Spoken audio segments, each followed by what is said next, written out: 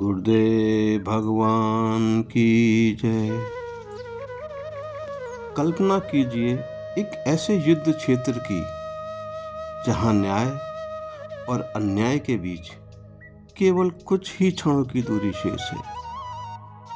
आकाश में गिद्ध मंडरा रहे हैं और धरती वीरों के पैरों की धमक से कांप रही है। आज हम भगवत गीता के प्रथम अध्याय के उस पड़ाव पर हैं जहां शांति का अंतिम तंतु टूटता है और शुरू होता है महासंग्राम। इस महासंग्राम की पहल दुर्योधन ने अवश्य की थी, लेकिन युद्ध का आगाज भीष्म के शंखनाद से शुरू होता है।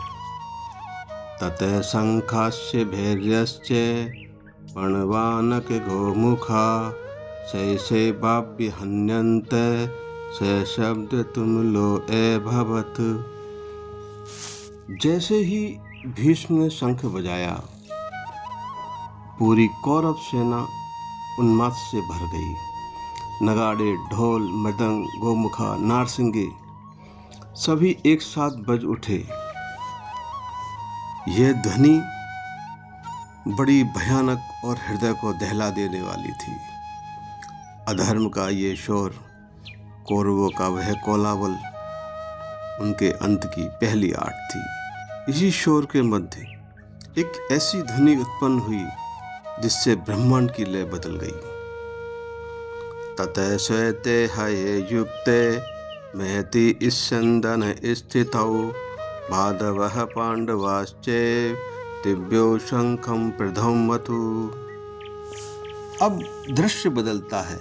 एक विशाल दिव्य रथ जिसमें 4 सफेद घोड़े जुते हैं, जो शुद्धता और नियंत्रण का प्रतीक है। उस रथ पर विराजमान हैं स्वयं माधव, लक्ष्मीपति, साक्षात विष्णु भगवान। बोलिए विष्णु भगवान की जय। और उसी रथ पर नारायण के साथ विराजमान है पांडुपुत्र अर्जुन। जहां कौरव पक्ष की आवाज भयानक थी, वहीं कृष्ण और अर्जुन का शंखनाद दिव्य था। जब हमारे जीवन के रथ की कमान श्री भगवान के हाथ में होती है तो बाहरी कोलाहल थोड़ा परेशान कर सकता है, लेकिन नारायण की कृपा से, उनकी दिव्यता से सहज ही विजय पा लेते हैं।